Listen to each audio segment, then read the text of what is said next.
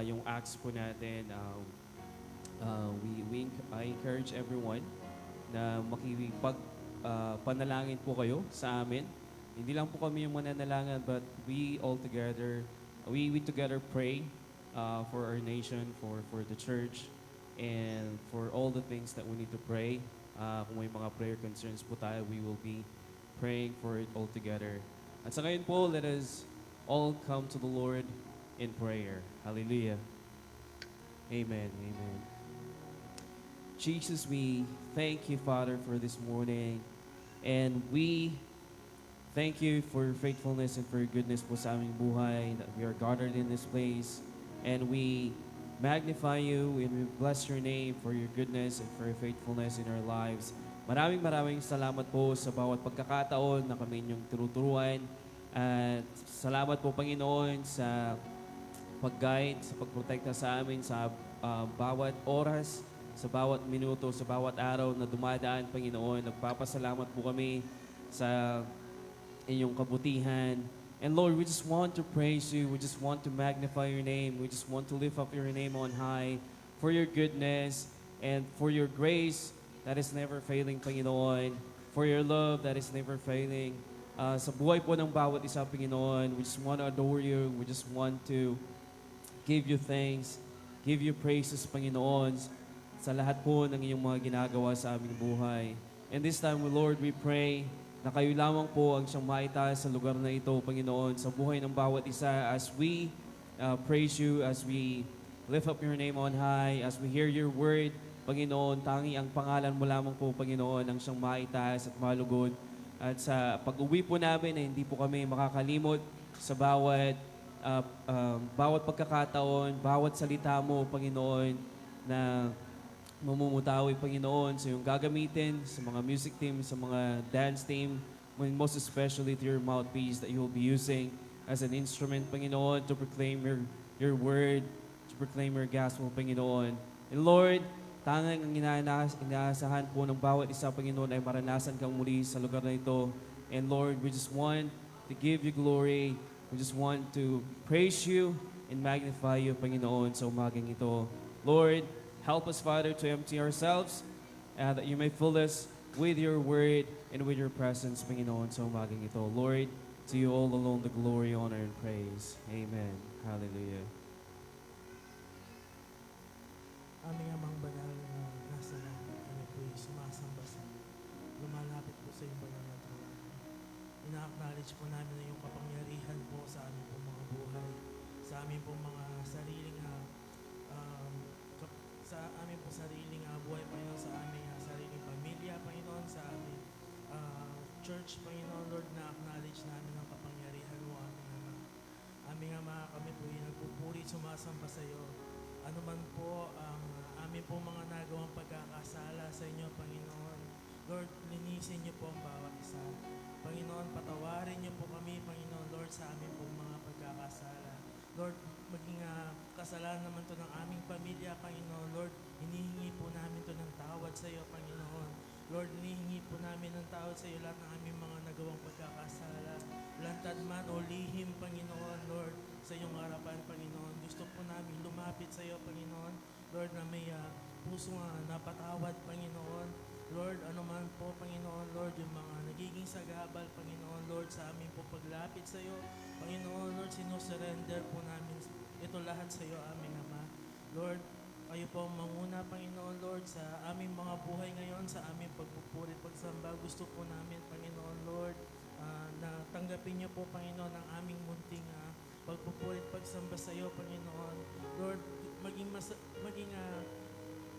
mabangong handog, Panginoon, Lord, ang aming mga buhay sa iyo, Panginoon.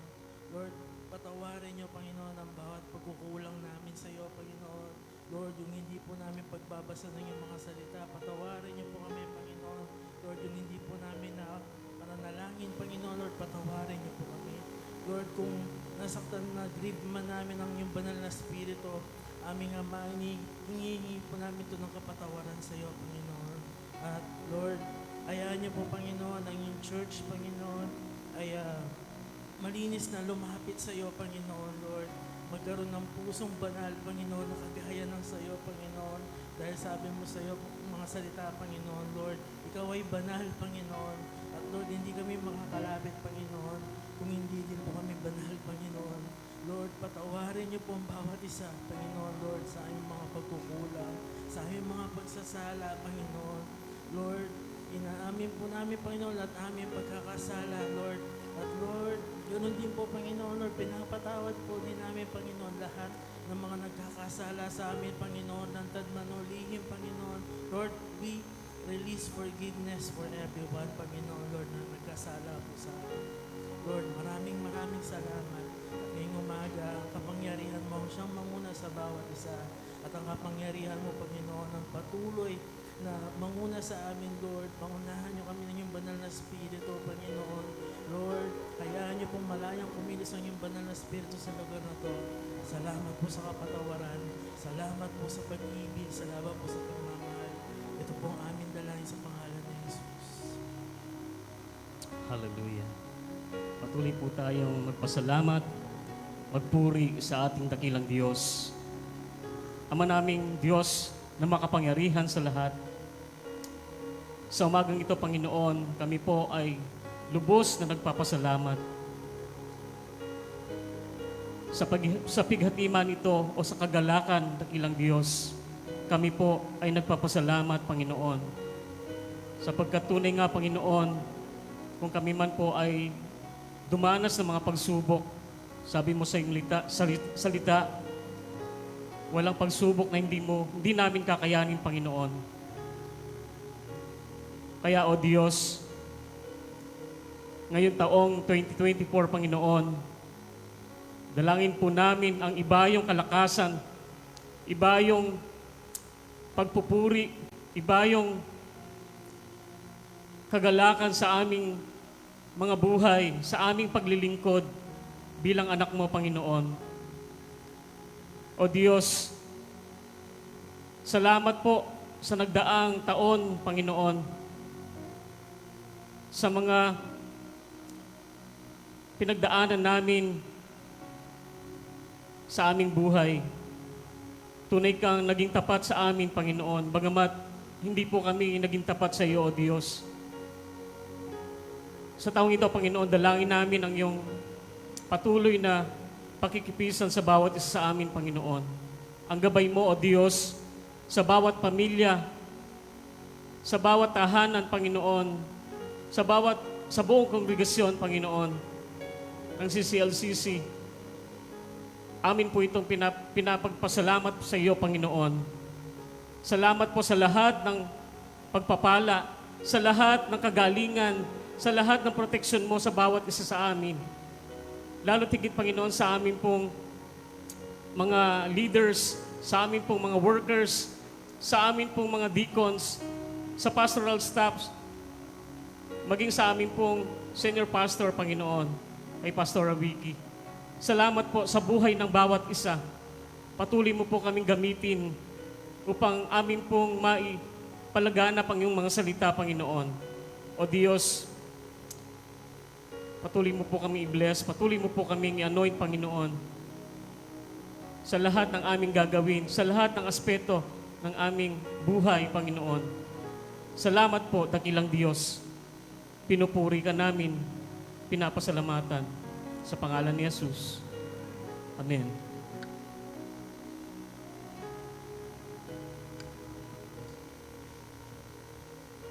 Praise your name.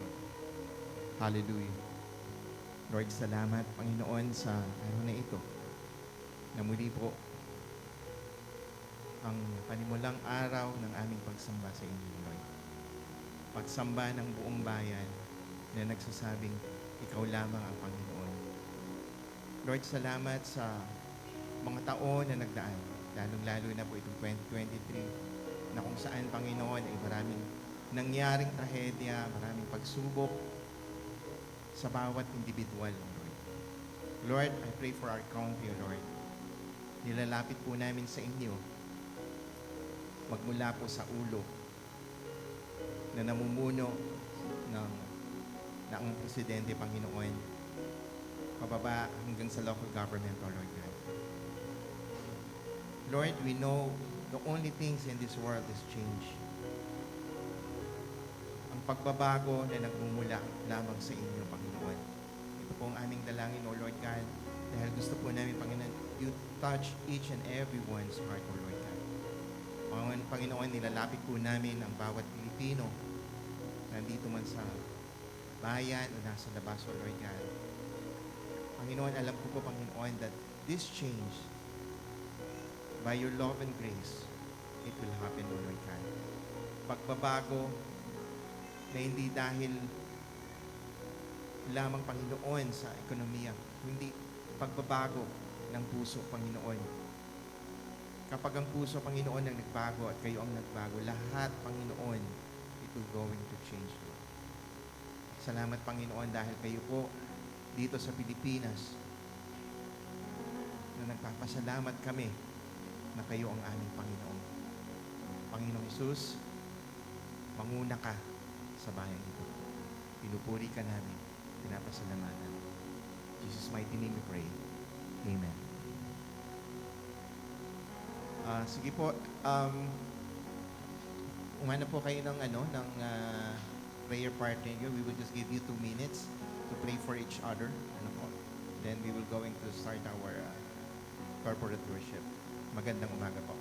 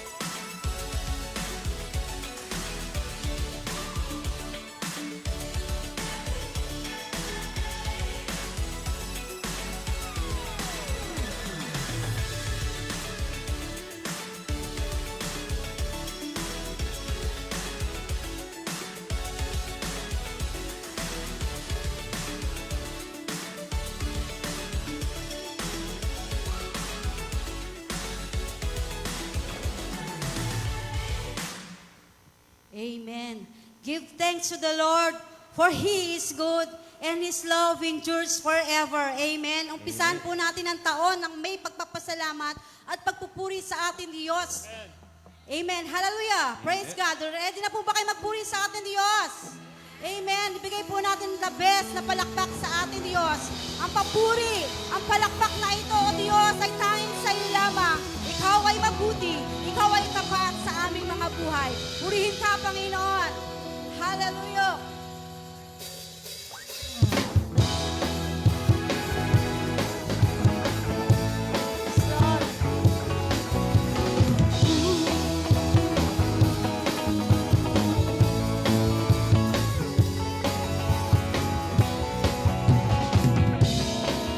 I will come to you with an open heart and bring a sacrifice of praise. I have seen your heart in the holy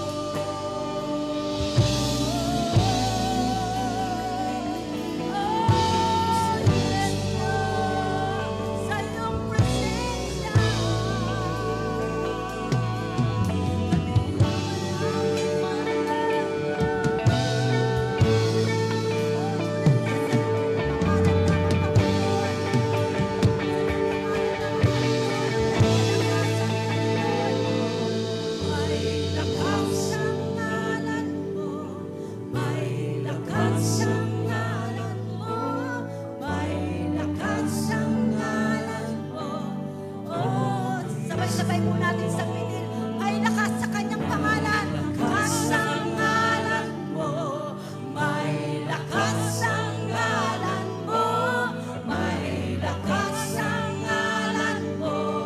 O minsan pa, ating sabihin sabay-sabay, may lakas ang ngalan mo. Ano kapatid, lakas ang ngalan mo, may lakas ang ngalan mo. Oh,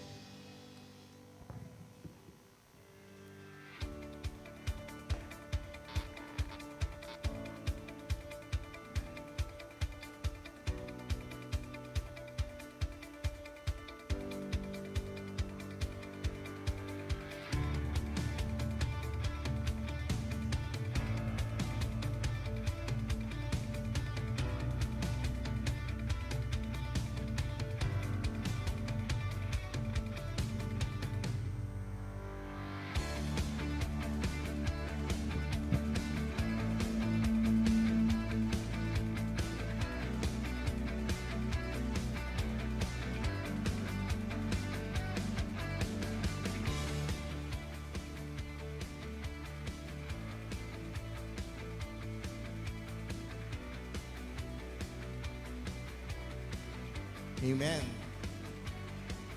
Lakas ng mic ko.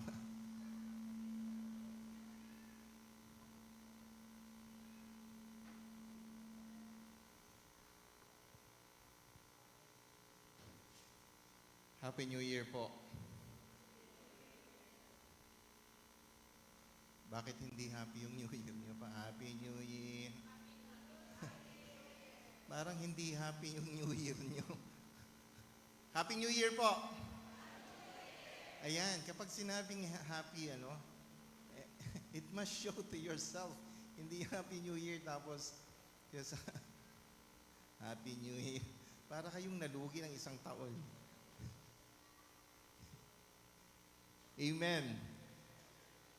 Alam niyo po, natutuwa ako dahil isang panibagong taon na naman po, at nandito na buhok na lang ang nagbabago, pumuputi po, Pero sana po hindi magbago yung natin, yung pagmamahal natin sa Panginoon. Tayo po ay magbibigay. Let me just give you some points. Bakit I just would like to motivate you. Bakit kailangan natin magbigay Makipagbukas po kayo sa akin sa 2 Corinthians chapter 9 verse 6. Sabi po dito, remember this, whoever sows sparingly will also reap sparingly, and whoever sows generously will also reap generously. Each man should give what he has decided to his heart to give, not reluctantly or under compulsion. For God loves a cheerful giver. Unang-una po, magpasalamat tayo sa Panginoon dahil binless niya tayo. Hindi lang binless niya tayo nung nakaraang taon, kundi sa maraming taon. Amen? Magpasalamat din tayo dahil tinuruan niya tayong magbigay. Hindi po tayo nagbibigay at naghihintay tayo ng kabalit. Kabaliktaran po, binless tayo ng Panginoon. Amen? Pangalawa, dahil binless kayo ng Panginoon, ano pa po ang tinuro sa atin? Tinuruan niya tayong magbigay, mag-share. At ito po yung panahon nito. At pangatlo po, gusto kong pasalamatan kayong lahat. Dahil tinuruan niya po tayong magbigay, patuloy po ang ating gawain. Amen? Marami po tayong mga kaluluwa na nare-reach out. Dahil po sa inyong mga offerings, yung mga binibigay po natin dito sa church, we were able to sustain, we were able to manage yung gawain po ng Panginoon dito sa lupa. And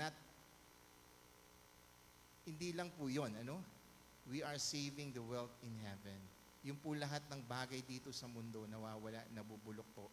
Pero yung savings po natin sa langit, yun po yung napaka-importante. Ang galing yung domino effect theory, yung domino effect. Unang-una, binless tayo ng Panginoon. Pangalawa, tinuruan niya tayong magbigay. At pangatlo, dahil sa pagbibigay na yan, na ipagpapatuloy natin ang gawain dito sa lupa.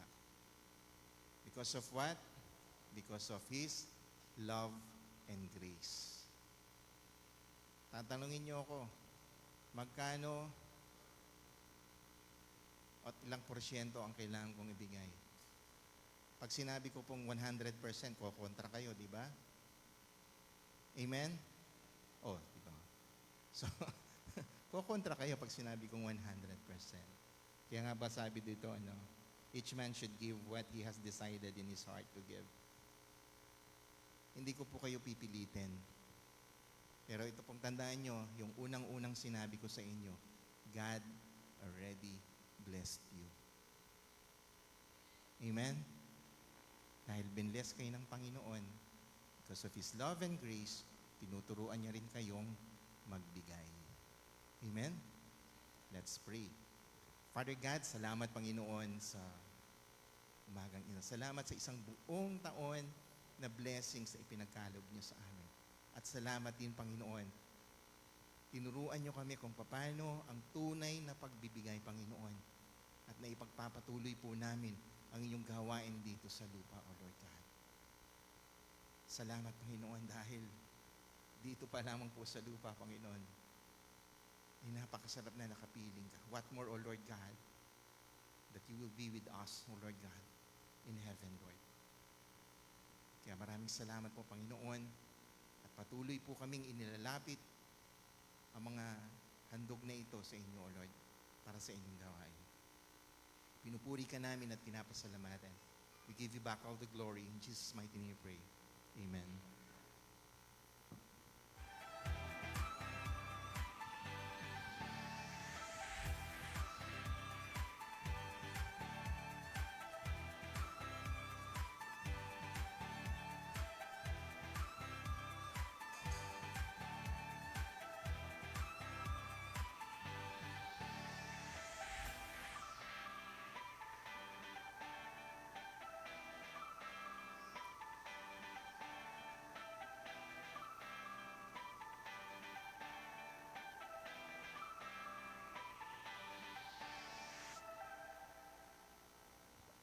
Babati po akong muli sa inyo ng Happy New Year. Ay, ang hina naman. Sabihin nyo nga pong malakas, Happy New Year! Okay, so sa kabila ng napakaraming kaabalahan nung nakalipas na selebrasyon natin ng Christmas, mga reunions, mga iba't ibang gathering, purihin po ang Panginoon dahil tayo ay naritong lahat ngayon. Amen. So ngayon po ay i-welcome po natin ang ating pong mga kapatid. Last week po naka-attend na po dito ang family ni Pastor Marlon Mercado. Yan. Galing po sila ng Jeddah at sila po ay anak ni, ano kasi pangalan ni Brother Manuel, yung pong kasama ni Tatay Charlie lagi dito. Yan po ang anak niya, nagpapastor po siya sa Jeddah. Kasama niya ang kanyang family, Sister Evelyn Mercado, si Marel at Marvel Mercado. Ang ganda ng combination, parang kami. Dito, Evelyn and Marlon, Marel, Marvel. Kami, Susan, Odi, Sandy, Odesan. Oh, di ba? Ganda. Okay, narito din po si Julian Crescel Dizon. Welcome sa Christ Centered Life City Church. At nandito din si Micaela Feliciano. Hi, praise God! Kilala ko siya. From Dabsu, kilala kita. Narito din po si Dave De La Cruz. Natatawa yung mag-asawa. O yan, welcome po kayo dito sa Christ Centered Life City Church. At hindi lamang po ito yung first time at last time na makakasama namin kayo dito, kundi ito yung panibagong simula na kayo po ay patuloy na makakasama namin at magpapatuloy sa Panginoon. Ganon din sila, Pastor, ay hindi pa po nakaset yung kanilang pagbalik sa Jeddah. So for the mga ilan beses pa rin po natin silang makakasama. At ngayon po ay ipagpe-pray din natin yung ating mga birthday celebrant for the month of January 2024. Happy birthday. Narito po, birthday ni Del Nino Ramirez. Walang mga dates Hyacinth Luis Ramirez. Mga apo ni Pastor Rene? Yan? Mga pamangkin ni June. Jason Santa Rosa. Yung aking mga anak, si Rosemary Pineda at Sandy Escavillo, magka-birthday po yan. Si Princess Dani Cordonez, ayan din, silang tatlo, sabay-sabay yan. Sister Melquizon! Yay! Daming palakpak nun Crisa May Lamazares. Christian Timothy Zinyo, anak ni Pastor Eric. Happy birthday! Si Erica Elisa, kambal pala sila kaya nga pala magkasabay na birthday. Yan. Palakpakan po natin sila. At wala dito, si Sister Cynthia Garcia. Wala ba? Maynard Garcia. Marian Garcia. Uy, sabay-sabay. At yung aming gwapong inaanak na sa Middle East, si Joel Joaquin. Wala si Cherise. Okay, so Sila po ang mga magbe-birthday this January 2024. Kung kayo po ay i-invite niya, paki-invite niyo din po kami. Okay. So, nais po nating ipag-pray sila. Hinihiling ko po kay Pastor JB na sila po ay pag-pray at maging yung ating mga winelcome kanina na visitors.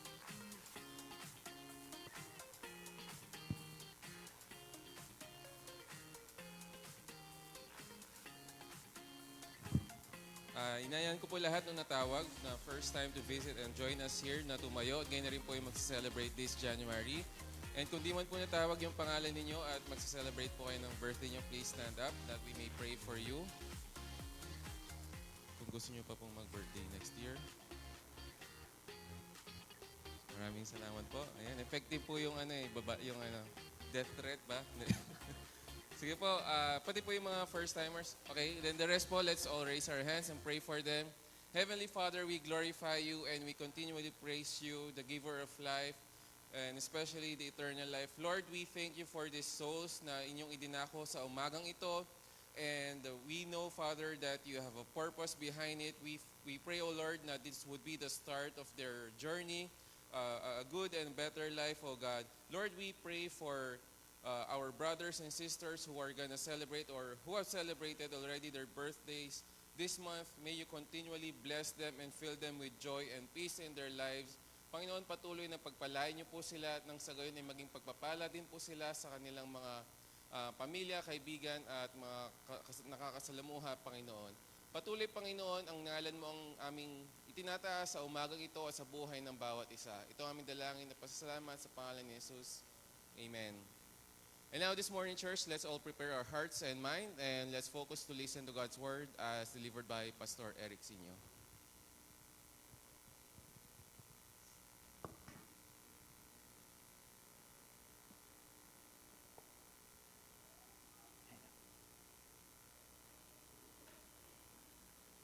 So simulan na ho natin sa umagang ito, ang unang linggo ng taong ito, ng buwan na sa panalangin po. Nihiling ko po ang bawat isa ay makiisa sa panalangin. Dakilang Diyos sa aming Ama. Sa umaga pong ito, aming Diyos ay kami po ay dumudulog sa iyo sama-sama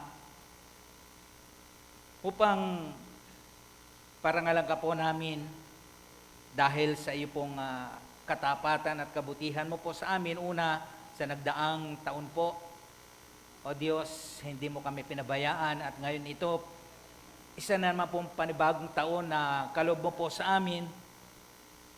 Pinasasalamatan po namin ito sa iyo sapagkat lahat ng araw, Panginoon, ay sa iyo at sa iyo po namin na iniaalay lamang. Ang buong taon, Panginoon, ay aming sinasangguni sa iyo, O Diyos. Bagamat kami pong lahat ay maaring may mga plano na ang bawat isa, sa iyo pa rin po namin ito inilalahad-lahat, Panginoon, sapagkat higit mo nalalaman kung ano ang bukas para sa amin. Alam mo po kung ano ang maganda para sa amin. Maganda man ang aming mga plano, subalit higit na maganda ang iyo pong plano para sa amin. Kaya sa iyo po namin ito hinahabilin. At sa umagang ito, amin po hinihiling ang patnubay mo po sa pamagitan ng iyong banal na Espiritu sa pagpapahayag po ng iyong masalita. Hinihiling po namin na ang iyong pangungusap, O Diyos, sa amin at binibigay naman po namin ang aming pakinig, Panginoon. Amin pong iniwawaksian ang mga alalahanin, ang mga umaagaw ng atensyon sa aming pong pandinig sa iyo, O Diyos, sa iyong mga salita. Nais po namin na mapakinabangan sa umagang ito ang bawat salita mo po, ang mensahe na nais mo pong iparating sa amin sa umaga pong ito. At ikaw lamang po ang siyang aming itinatanghal, itinataas sa lugar na ito, O Diyos. At ikaw lamang ang siyang makita ang kaluwalhatian mo po, Panginoon. At ang bawat isa sa amin po, sa amin dito, ang siyang maibaba. Ito po ang aming dalangin sa pangalan ng aming Panginoong Hesukristo. Amen. Yan. So, ako po ay hindi bumabati ng Happy New Year. Ayan. kundi masayang bagong taon po. Ayan. Ayan. So mapagpalang umaga po sa bawat isa at salamat po sa ating Panginoon at unang linggo ng buwan ng taon, no? Ang kabutihan po ng ating Panginoon. So, lahat ho ba ay naging happy ang ating New Year? Ayan. Tapos nga ho ba ang ating mga daliri kung kumpleto? Baka po may nabawasan. Ano, ayan. May sa YouTube nabalitaan ko nga isang bata, pinutol na yung kamay dahil naputukan. So, taon-taon na lamang ho ganun ang nangyayari, no? Pero hindi pa rin po, wala pa rin kadala-dala. Kahit na may nangyayari hindi maganda, sige pa rin. No? So, sa pampataboy ho daw ng mga masamang espiritu, pang-akit nga ho, tignan naman nangyayari, may napapahamak. Imbes na lumayo, lumalapit yung mga masamang espiritu. At yung iba naman ay nagsusuot ng mga damit na yung polka dots, ang paniwala, pang-akit ng pera. Kung yun po ay pang-akit ng pera, hindi ho ako magsusuot ng polka dots Kasi barya lang ho yun bilog Yung mahahaba na. So yun po yung mga tradisyon na nakagisnan natin. At yung iba naman, sasalubungin yung pagsapi ng alas 12, naalala ko nung kami ho yung mga bata pa sa Minali. Yun ang paniwala kasi na siksik sa atin na kung gusto mo tumangkad, lumundag ka. Abay, sana matangkad na kami ni Pastor Rene, kung totoo. So, napakarami hong sa ating isiniksik na mga, paniwala, At yung iba, 12 bilog na prutas. Bakit ho, ganon ho ang paniwala ho ng marami, ng iba natin mga kababayan? Kasi doon nila inilalagak yung kanilang bukas. Yung kanilang pag-asa. Sa atin po mga mananampalataya, hindi po, dati hanggang ganun ho tayo, pero ngayon hindi na ho. Ang ating pinagbabasehan ho ngayon ay yung salita ho ng ating Panginoon at yung kanyang mga pangako. Dito ho tayo tumutungtong, lumalakad. Ito po yung ating saligan ng ating, sabi ng banal na kasulatan, ng ating pananampalataya. Wala ho sa mga tradisyon na nakagisnan natin na paniniwala. At nakalulungkot ho nito yung pagpasok ng mga itong Chinese New Year na sinasabi. Ito ho, masingit lang ho. Ewan ko ho ba, bakit hindi nagigising pa rin yung mga marami nating kababayan at hindi pinag-iisipan mabuti? Sabi ng mga negosyanteng chick, hindi dapat ganyan, malas yan, pinto, tapat, hagdanan, malas yan. Para ikaw swerte, ito, bili ka, pampaswerte. Sino ho nagsasabing gano'n na malas ang pintuan, tapat, ganyan? Sila, di ho ba? Sino rin po nagsasabi na ito, bili ka, ito, pang-alis malas? Sila rin ho. Di ho ba ginogoyo lang tayo? Kasi business ho nila yon. Pero naniniwala pa rin ho ang iba, yung mga, lalo na yung sa mga mall ho niyan, marami na ho, ewan ko, hindi pa ako nakakita ngayon ho sa mall, pero siguro sa paglapit niya ng Chinese New Year, makakita na ho tayo ng mga nakalatag na mga, tinatag ng mga lucky charm. May mga gumaganyan, merong yung matabang nakaupo, yun, iba-iba, sari-sari ho. Sila ho ang suswertehin kasi bili ng bili yung Pilipino. Silang yumayaman. Alam po yung salitang swerte, anong ibig sabihin? Kung anong ibig sabihin ng swerte? Sabi nga, nakarang Sunday ba? Paska ba nung nakarang Sunday? Yun. Oh, nabanggit niya yung ang swerte malas. Yun. Sabi ni Pastor. Alam mo ba kung anong ibig sabihin ng swerte? Swerte ho ibig sabihin tsamba. Tsamba ho na tsambahan. Parang sa ano lang, pera o kahon. Pag papipiliin ka, pera o kahon. Di natin alam kung anong laman ng nasa kahon. Maaring mas malaki doon sa ino-offer na pera. Pinili yung kahon. Walang laman. Malas siya. Sumunod. Pinili yung kahon. Di alam eh. So, may laman pala, swerte siya. Ibig sabihin, hindi tiyak. Tsamba, ibig po sabihin. Swerte mo naman sa asawa mo. Ano? Ibig sabihin, tsamba, yung asawa mo. Hindi ho tsamba ang asawa natin o maging mga anak natin. Ano ho? Kaloob ho yan ng Diyos sa atin. So, ayun po yung mga so maliban po doon sa mga nakagisnan natin mga tradisyon na yan ho, paniniwala.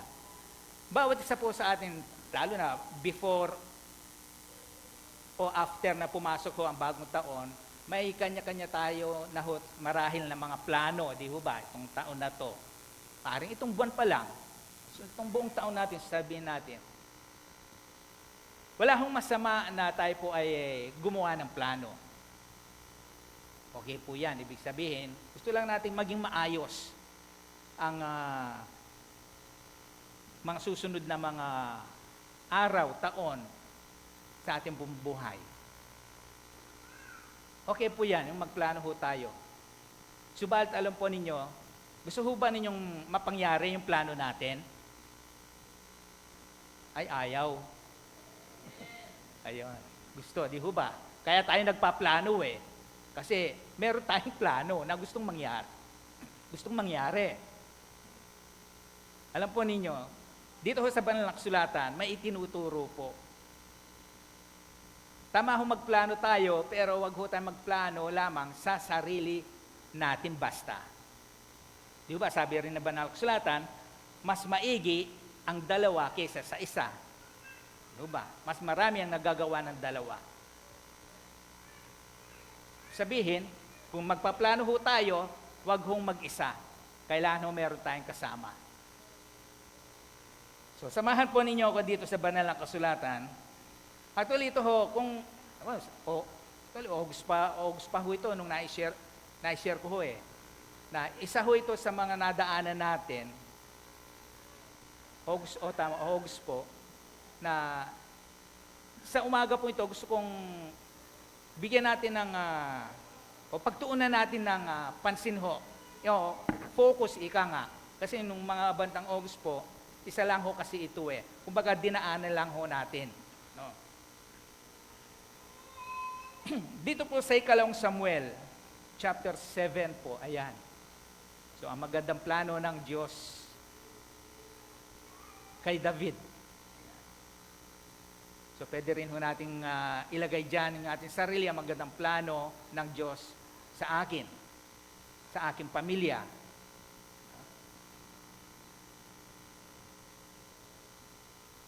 Nung piniprepare po natin ang mensahe pong ito, actually, itong may bahagi po dito na sinabi si David po na nagsisilbi pong paalala ho palagi sa akin para lagi ko makita ang aking sarili na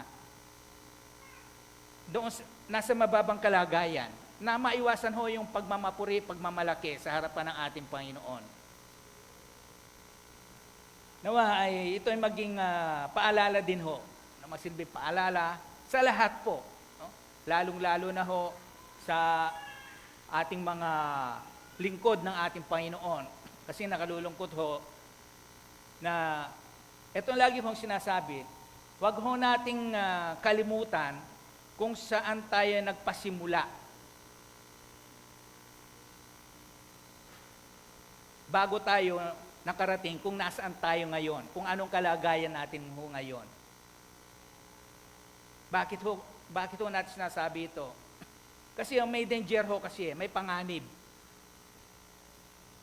Kaya sabi ko, magsilbi nawa po itong laging paalala, nawa ito yung maging paalala ho sa bawat isa sa atin. Lalo na, doon sa nakakalimot ho, kung sino sila dati. Ngayong sila ay nandito na, meron ng narating ika sa buhay, sa ministry, yung iba ho ay nakakalimutan na, at yun nga ho, kasabay nung paglaki, success ng kanilang ministry, ng kanilang gawain, sumasabay naman ho yung paglaki ng kanilang ulo. Pinagpala ng Diyos, lumago yung ministry, dumami yung mga miyembro, gumanda yung church building. Ang nakalulungkot lang ho doon, yun nga ho, pinapasukan na ng hangin. Kasi yung nalilimutan na nila, akala nila, nagawa nila yung narating nila yun sa sarili lang nila. Kaya tuloy yung iba ho, hindi na sila maabot-abot ng kanilang mga nasasakupan, miyembro. Kasi naaalangan yung mga miyembro ho, na lapitan o hingin ng anumang payo. Dahil nga, ang tingin na nila kasi sa kanya ay mataas na.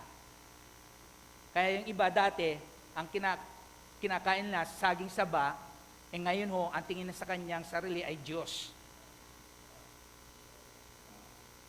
Kita ho ninyo? Kasi lumaki na. Lumaki din yung kanyang ulo. Kaya ito ho, isang paalala ho ito. Basahin ho natin yung chapter 7 ho. Sabi ho dito, ito pong buong chapter 7 po. Si David ay panatag ng nakatira sa kanyang palasyo. Sa tulong ni Yahweh, hindi na siya ginambala ng kanyang mga kaaway. Marami kasi siyang kaaway Tinawag niya si Nathan at sinabi, ang tahanan ko ay yari sa Sedar, samantalang nasa isang tolda lamang ang kaba ng Diyos. Verse 3, sumagot si Nathan, o Nathan, isagawa mo ang iyong iniisip, sapagkat Yahweh ay sumasa iyo. Ngunit ng gabing ring iyon, sinabi ni Yahweh kay Nathan, pumunta ka kay David na aking lingkod at sabihin mo, ipagtatayo mo ba ako ng tahanan? Mula nang ilabas ko sa Ehipto ang Israel, wala akong bahay na masasabing akin. Hanggang ngayon, tolda pa ang aking tahanan. 7, kahit lagi akong kasama ng Israel, wala akong sinabing anuman sa sinumang pinuno tungkol sa tahanang Sedar na dapat kong tirhan. Gayong ako ang pumili sa kanila upang mamahala sa aking kawan. 8, sabihin mo rin sa lingkod kong si David ang salitang ito ni Yahweh. Kinuha kita mula sa pagpapastol ng tupa upang gawing pinuno ng baing Israel. 9, kasama mo ako saan ka mang magtungo at lahat mong mga kaaway ay aking nilipol. Gagawin kong dakila ang iyong pangalan tulad ng mga dakilang tao sa daigdig. Verse 10, bibigyan ko ang Israel ng kanyang lupa at doon ko papatirahin. Ayan. Wala nang gagambala sa kanila roon, wala nang taong mararahas na aalipin sa kanila tulad noong una. Verse 11, buhat nang maglagay ako ng hukom nila. Magiging payapa ka sapagkat wala nang gagambala sa iyo. Bukod dito, akong Yahweh ay nagsasabi sa iyo, papatatagin ko ang iyong sambahayan. 12, pagkamatay mo, isa sa mga anak mong lalaki ang hahalili sa iyo bilang hari at papatatagin ko ang kanyang kaharian. 13, siya ang magtatayo ng templo para sa akin at sa kanyang angkan. Magmumula ang maghahari sa aking bayan magpakailanman. Ako ay kanyang magiging ama at siya ay aking magiging anak. Kung siya magkasala, paparusahan ko siya tulad ng pagpaparusa ng ama sa nagkasalang anak. 15, ngunit ang paglingap ko sa kanya ay hindi magbabago tulad ng nangyari kay Saul. 16, magiging matatag ang iyong sambahayan. Ang iyong kahari ay hindi mawawaglit sa aking paningin at mananatili ang iyong trono magpakailanman. 17, isinaysay nga ni Nathan kay David ang lahat ng sinabi sa kanya ni Yahweh. Sa 18, pagkatapos nito pumasok sa tolda si Haring David. Umupo at nanalangin, sinabi niya, ako po at ang aking sambahayan ay hindi karapat-dapat sa lahat ng kabutihang ginawa mo sa akin. Panginoong Yahweh, maaring maliit na bagay lamang ito sa iyong paningin, o Panginoong Yahweh, subalit napakalaki para sa amin, sapagat tiniyak na ninyo ang magandang kalagayan ng sambahayan ko para sa hinaharap. Wala na ako masasabi sapagat kilala ninyo ang inyong lingkod. Ayon sa inyong pangako, niloob ninyong maging dakila ang inyong lingkod. Napakadakila mo o Panginoong Yahweh. Wala pa kaming nabalita ang Diyos na tulad ninyo. Ikaw lamang ang Diyos. Walang bansang maitutulad sa Israel. Ito'y hinango ninyo sa pagkaalipin upang maging inyong bayan. Ito lamang ang bansang pinagpakitaan ninyo ng mga kakilakilabot at dakilang bagay para sila'y matulungan. Itinaboy ninyo ang mga ibang mga bansa at inalis ang kanilang mga Diyos-Diyosan pagdating nila. 24. Yahweh, itinatag ninyo ang bansang Israel upang maging inyo magpakailanman. At kayo po ang kanilang naging Diyos. At ngayon, Panginoong Yahweh, gawin ninyo ang inyong pangako sa inyong alipin at sa kanyang sambahayan. Pararangalan ang inyong pangalan ng lahat ng bansa at sasabihin nila, Yahweh ang makapangyarihan. Ay Diyos ng Israel. Sa gayon, magiging matatag sa harapan ninyo ang sambahayan ni David na iyong lingkod. Yahweh, makapangyarihang Diyos ng Israel, nagkaroon ako ng lakas ng loob na manalangin ng ganito sapagkat kayo na rin ang nagsabi sa inyong lingkod na paghahariin ninyo sa Israel ang aking angkan. 28, Panginoong Yahweh, kayo'y tapat at tumutupad sa mga pangako ninyo sa akin. Ngayon, pagpalain ninyo ang sambahayan ng iyong lingkod upang ito ay magpatuloy. Panginoong Yahweh, ikaw rin ang nangako nito kaya manatili nawa sa aking angkan ang iyong pagpapala. So, purihin po ang Panginoon sa pagkabasa ng kanyang mga salita. So, i-focus po natin dito, no? Sabi ko ang nakaraan, isa lang ho kasi, kumuha lang tayo kasi dito doon sa mensahe natin nung nakaraang taon, August, naalala ko yun. So, ay po magandang plano ng Diyos kay David. Ito pong aklat ng binasa natin, itong 2 Samuel, nahati po ito sa dalawang bahagi. Yung una, yung kasunduan ng Diyos kay David, at yung pangalawa, yung panalangin po ni David. Kaya medyo, hindi natin nailagay kasi lahat. Medyo inaayos po kasi yung setup ng computer po ng aking anak. So, yun na lang po ang naibigay ko sa kanya. So, unahin po natin yung kasunduan ng Diyos kay David. So, ito pa yung mababasa din natin doon sa unang kronika, chapter 17. Doon naman ho, ang mensahe ni Nathan kay David.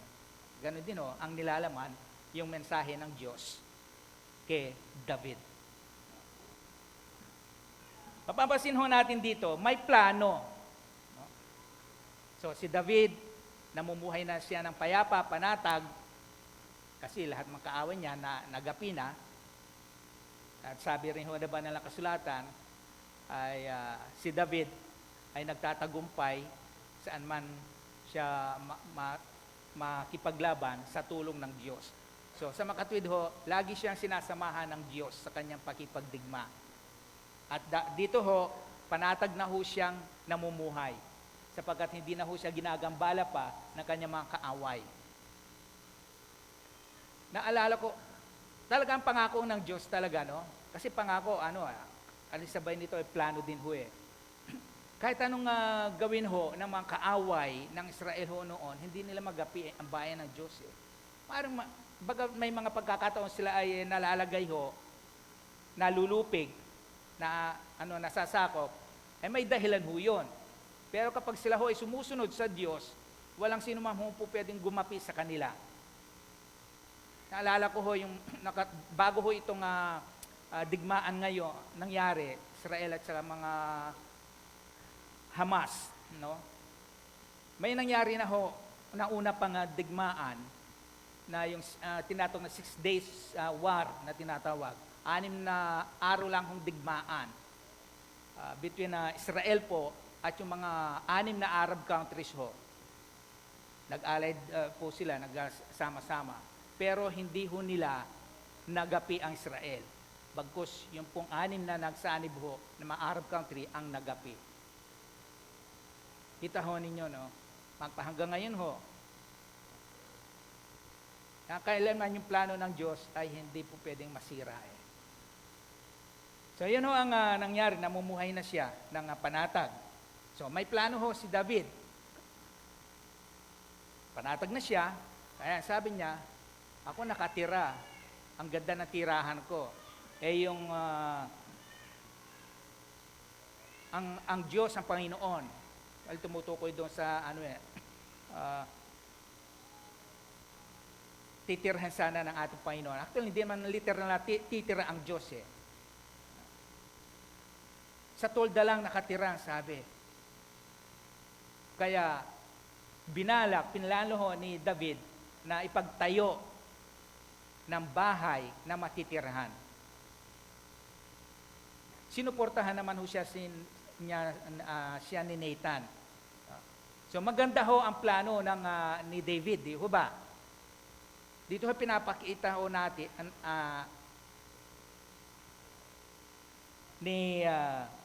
ng ating Panginoon sa kanyang mga salita na kahit pala maganda yung plano natin at kahit nasabihin na natin ito ay plano natin para sa Panginoon naman, hindi pala ibig sabihin igogo na ng ating Panginoon. Maganda ho ang plano ni David. No? Walang masama ho din, pagtatayo niya para sa Panginoon yon. Pero ang nakita ho natin dito, hindi ko mo plano natin, agad-agad, mangyayari.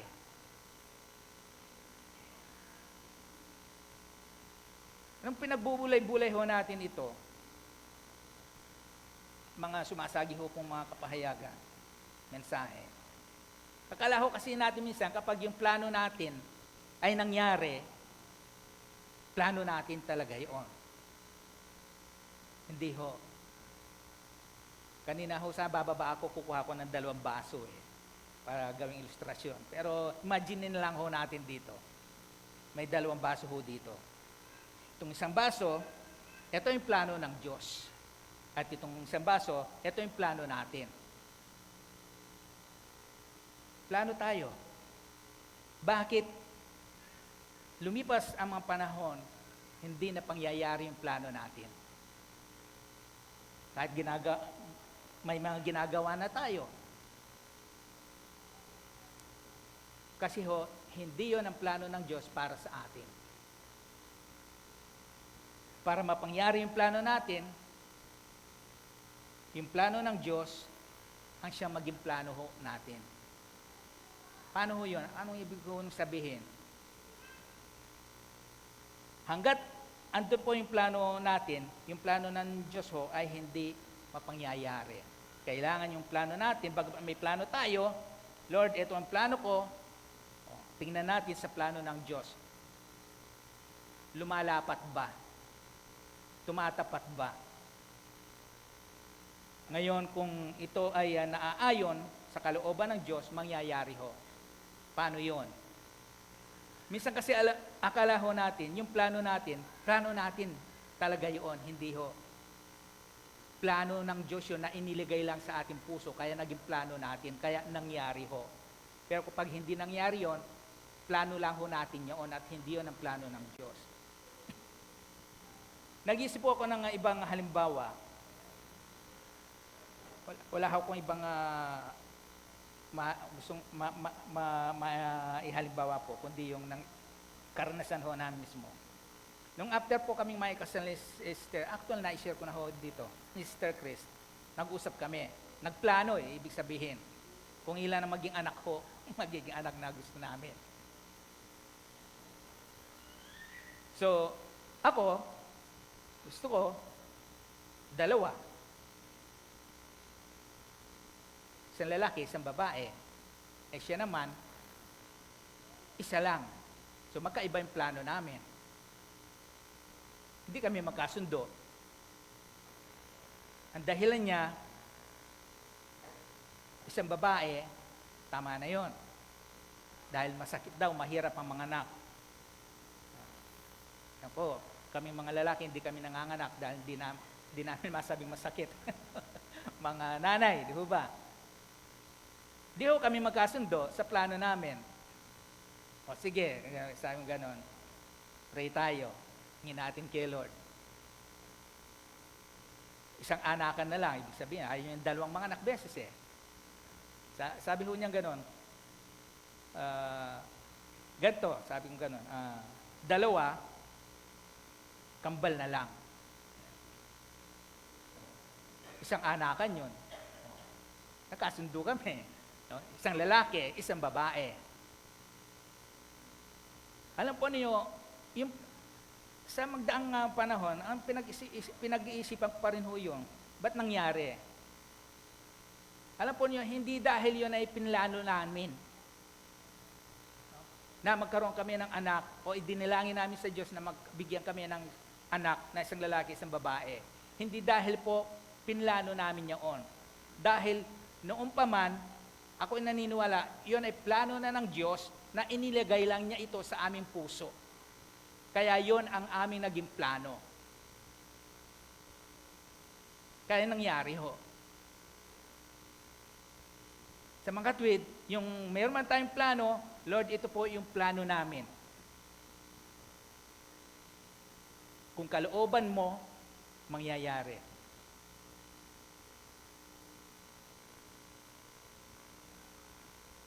Nangyari nga ho. Actually, tignan ho ninyo kung ito ay hindi plano ng Diyos. Kasi may gustong mag-discourage sa amin noon eh. Halungkot dito, mga kapatiran pa eh. Dahil sa sobrang galak ho, nakita na ho kasi malaki na yung Sister Chris. Tinatanong, lagi. Kambal yung anak namin, sabi ko. Nag-train namin isang lalaki, isang babae. May hindi naniniwala. Kita mo yun, imbes na suportahan ka, tulad dito, sa plano, bagamat eto, si Nathan, suportado niya, si David. Hindi, sabi niya, quit lang yun, yung isa, sabi niya, ibig sabihin, hindi lalaki at babae yung pinagdadala ni Sister Chris. Ibig sabihin, 2 lalaki lang. Yung nakikitang parang kasarian ng babae, quit lang. Hindi namin pininiwalaan. Kasi iyon ang pinag-pray namin kay Lord at kung naniniwala, iyon ay plano ng ating Panginoon. So may plano tayo. Kaya ito yung plano ko, Lord, kung kalooban mo, kung loloobin mo. Ngayon, kung yung plano natin ay tumugma doon sa plano ng Diyos sa atin, mangyayari ho, tutupad.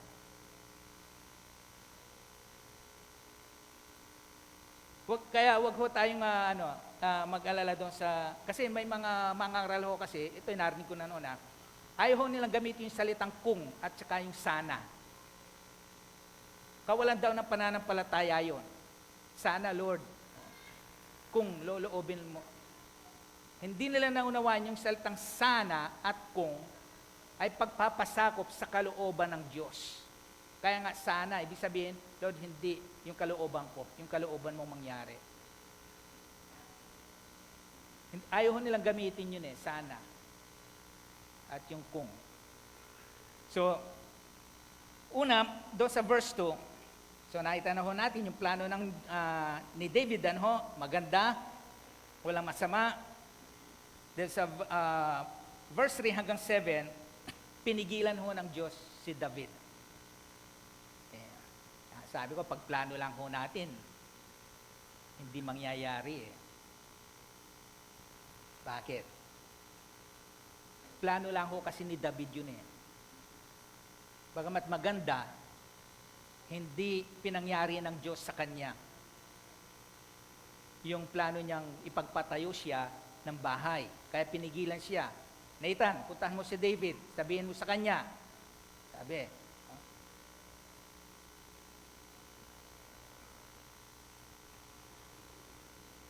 so, verse 3 hanggang 7 ho yun. So, pinaliwanag ng Panginoon na mula pa noon, wala siyang itinuturing sarili niya. No? Hindi siya naipagtayo. Sa tolda lang. Yung movable tent noon, tolda na tinatawag. No? Noong alisin ng Diyos ang Israel sa Egypt. No? Doon lang nakatira, sabi. So ngayon, from verse 8 hanggang 16, ito na ho ang plano ng Diyos kay David. Ayan. So, kumbaga, inalis ng Diyos yung plano ni David, bagamat maganda, ito may ipinalit na mas maganda na plano ang Diyos. Kaya nga ho, baka ho makalimutan ko,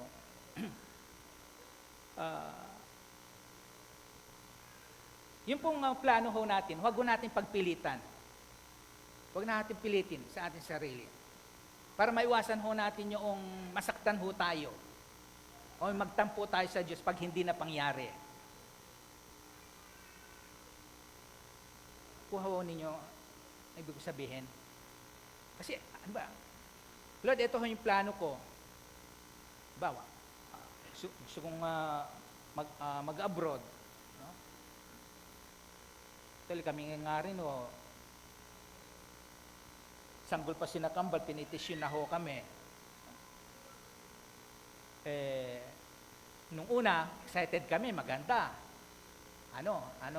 Amerika, sabi ni Pastor JB, maganda ang Amerika. Nung nakapunta siya, lahat nangangarap makapunta ng Amerika. Milk and honey daw. No? Una, excited ho kami. Kaya paglipas ng panahon, walang nangyayari. So, inayan na nawala na sa isip namin. So, dumating ang pandemic, 2020, tama. Doon pa dumating yung papers na mapetisyon kung kailan ang pandemic. Wala na ho sa isip namin yon. Wala na ho sa plano namin yon. Pero dumating. Pandemic pa. O kapapasok pa lang ng pandemic ho noon. Madalas kumilos kami, ginawa yung mga dapat gawin, ayusin yung mga dapat ayusin. So ngayon ho, naghihintay kami, pero kung loloobin ng Panginoon, mangyayari. So, ganun pa rin ho kami. Pumapasok kami doon sa kalooban ng Panginoon. Hindi namin pinipilit yung kagustuhan namin. Kung yung planong niya kalooban ng Panginoon, mangyayari ho. Pero kung ipagpipilitan namin ang aming sarili, dahil sa gustong-gusto namin makapunta doon, pupwede ho.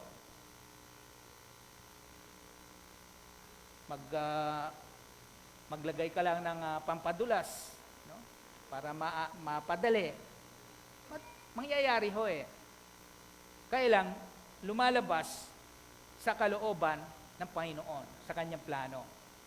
Pwedeng mangyari yung plano namin yun, kaya lang ang tanong doon,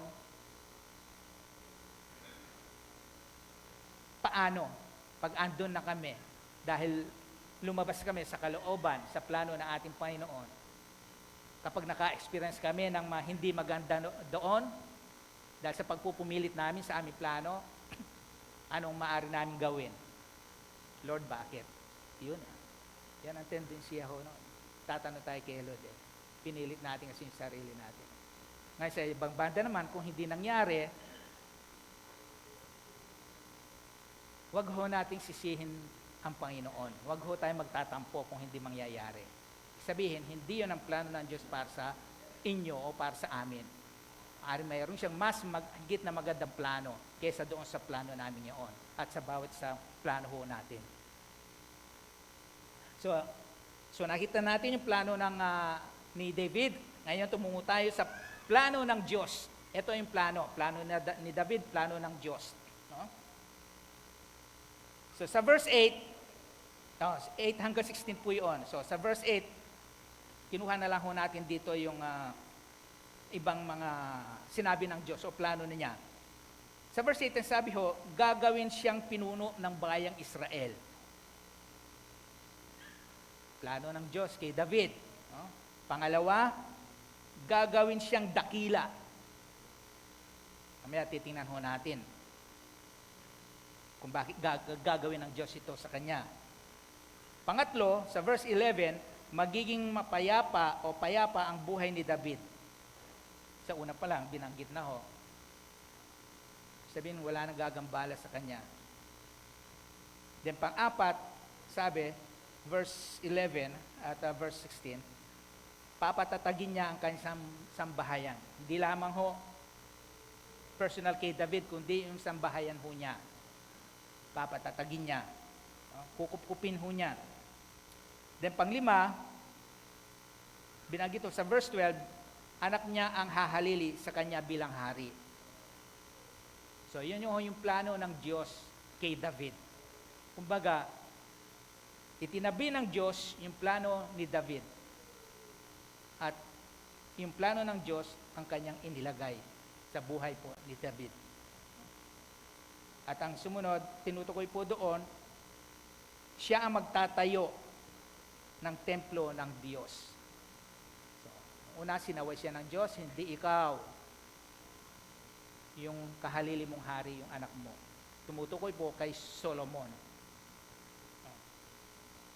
Tinahon, ang dami hong ang mga sumasagi sa ano. Alam po yung ang pinapakita din dito ng ating Panginoon. Yun nga kaninang introduction, maiwasan ho yung makapagmapuri. Yung masabi sa akin na makita yung sarili natin ng kagalingan natin.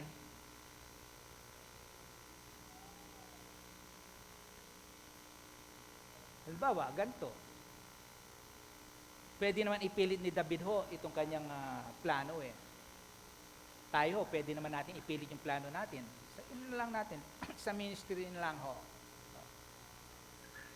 Maganda naman yung purpose mo. Kailangan, basa ho ng Panginoon yung puso ng bawat isa.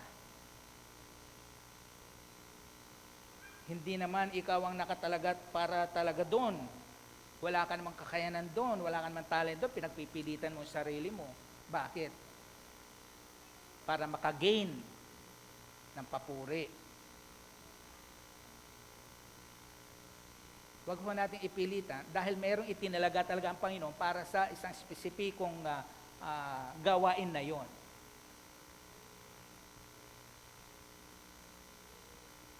Pag nagpumilit, ang mangyayari ho doon, yun nga, papasukan ho ng yabang. Yung sentro ng atraksyon o atensyon.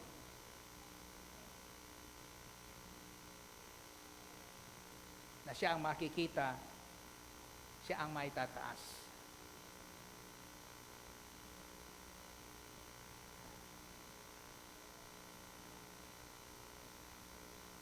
Kaya minsan, bakit kahit anong gawin na pagpupumilit, tinatabi tayo ng Panginoon. Kasi, diba ako, pupumilit ako sa isang specific na ministry. Hindi naman ako fit pala doon. Hindi ako ang talagang gustong ilagay ng Panginoon na fit doon. Pipilit ko. Baka makasira lang ko ako doon. Meron talagang inilagay ang Diyos para doon na gumawa. Para maging maayos ho. Tulad ho dito. Hindi ho natin sinasabi si David ganun ho siya. tinitingnan lang ho natin yung plano kasi ng Diyos at sa plano ng tao. No? Hindi ikaw, David, ang anak mo, ang magtatayo ng aking templo.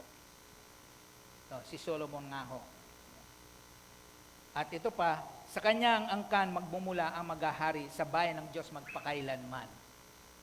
Tinutukoy naman ho dito ay ang ating Panginoon Jesucristo. So nakita ho natin yung kagandahan ng plano sa kabuuan. Maganda ho ang plano ni David, ano ho? Pero iba ang plano ng Diyos, mas maganda pala. Kaya kalaan natin yung mga naisip natin plano, gandang-ganda na tayo eh.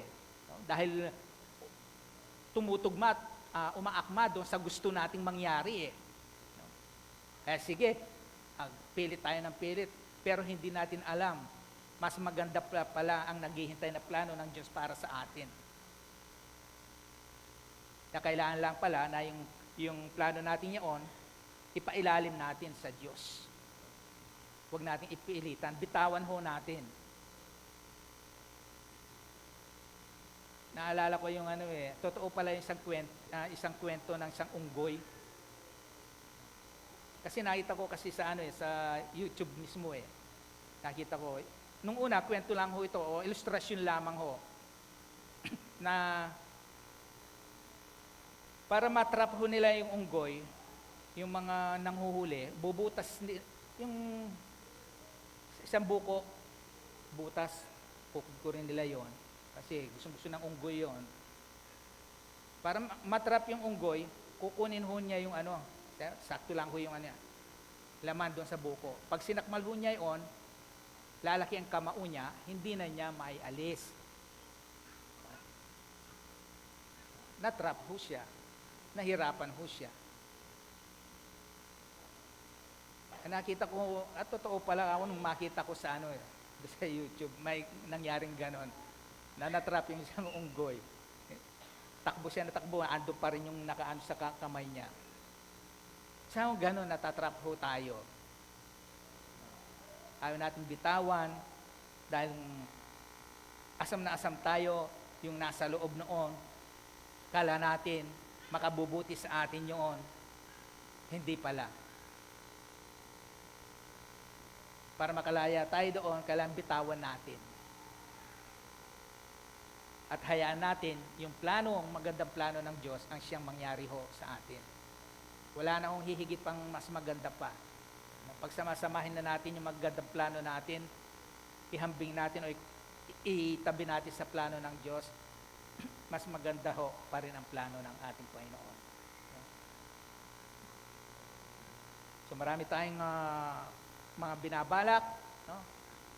Kung ano ho mga balak natin, nabuo, kung taon na to. Pero alam po ninyo, dito ho tayo sa salita ng ating Panginoon.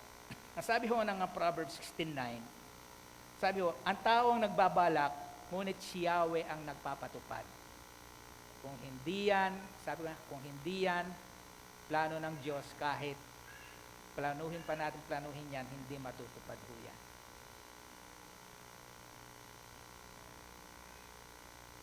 Kaya natin ang Diyos, ang kalooban ng ating Panginoon, ang siya pong manaig.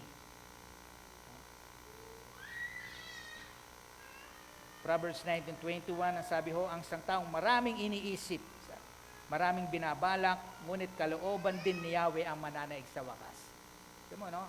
Gumugugol tayo ng panahon sa kakaisip, na-stress na tayo, na-pressure na tayo, sumasakit ang ulo natin. Tapos walang nangyayari.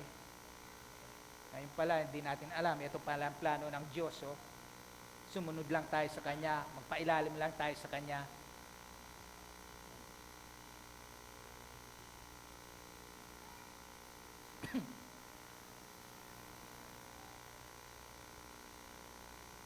Yung mga may pinaplano ho ngayon,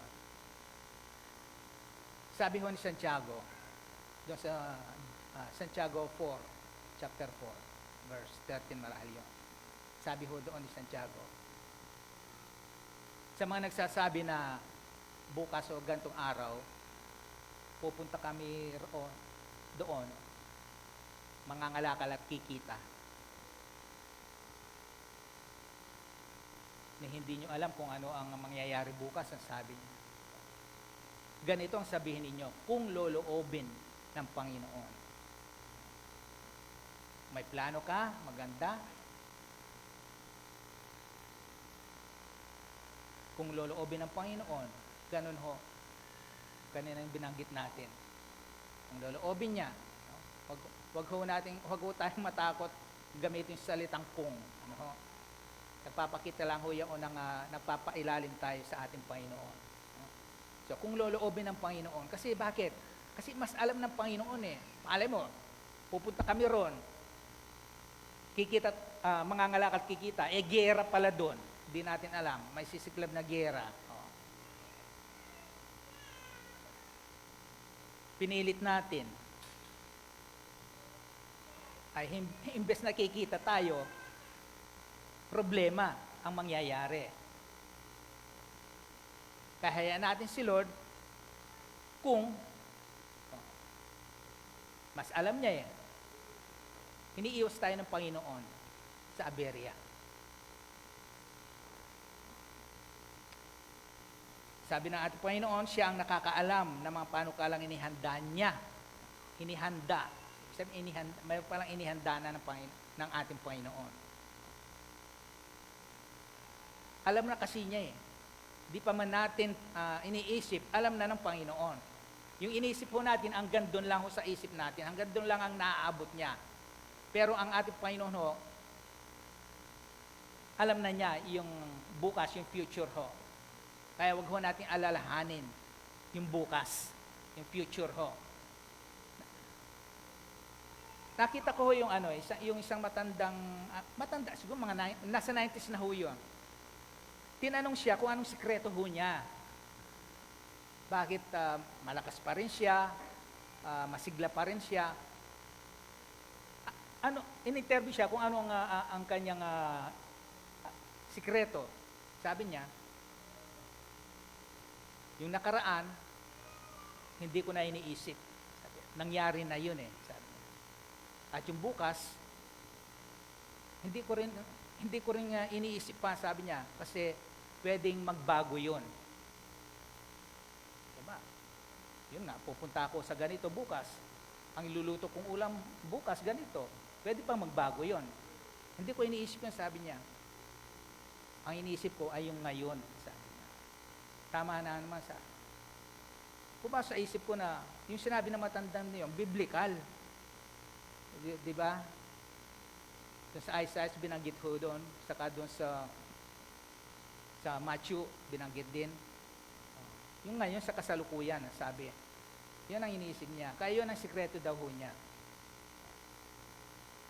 So alam ho ng Panginoon, maging plano ho natin, alam ng Panginoon yan, di nawawaglit ho sa Kanya yan, alam ho niya yan. Kaya lang, meron ho siyang inihandang plano. Ang sabi, sa ikabubuti ninyo. So yung plano ng Diyos ho, hindi ho natin ikasasama, ikabubuti ho natin. Madalas ho kasi mga plano natin, kinasasama ho natin eh. Imbes na mapapabuti tayo. Ito po kasi ang problema eh, no? Ang nangyayari. Dahil sa pagpupumili tayo sa plano natin, una, nangyari nga. Sabihin nangyari, pwede naman mangyari eh. Kaya lang, may kaakibat na sabihin natin aberya o hindi magandang mangyayari. At doon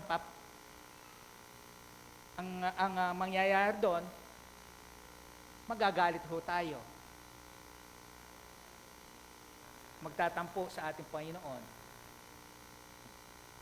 Pag hindi nangyari o nangyari na may kasamang hindi magandang nangyari sa ating buhay. Ikinasama ho natin. Kasi plano lang ho natin. So yung plano ho ng Diyos, sa ikabubuti ho natin, nasabi para dulutan kayo ng pag-asa sa hinaharap. Future ho. Alam ho ng Panginoon yan sa atin.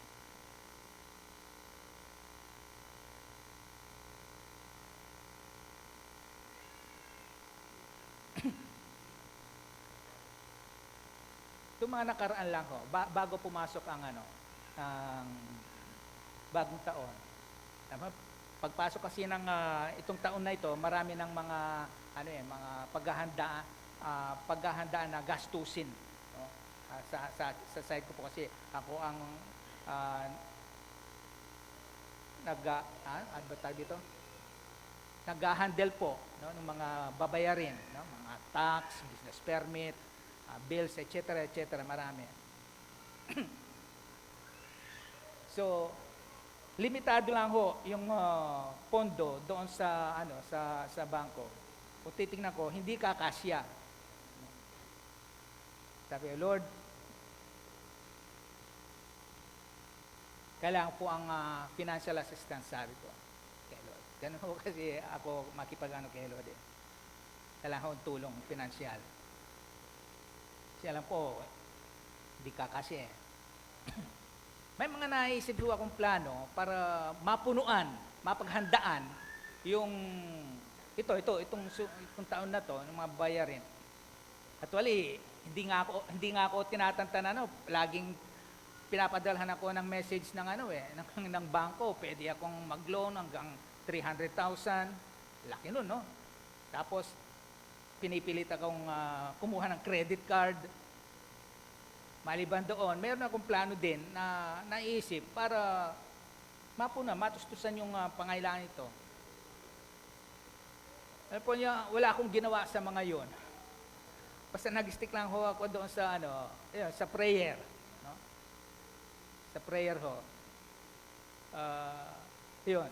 Lord, kailangan kong financial assistance, sabi ko. Alam po niyo ba bago pumasok itong taon na to, si Lord gumawa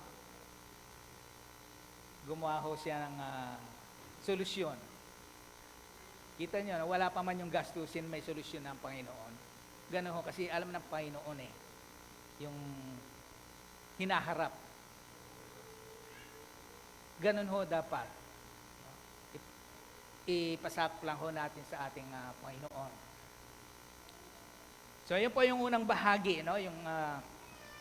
Yung magandang plano ni David sa kanya, ng Diyos sa kanya, at yung mas magandang plano, 12 na ho pala, sa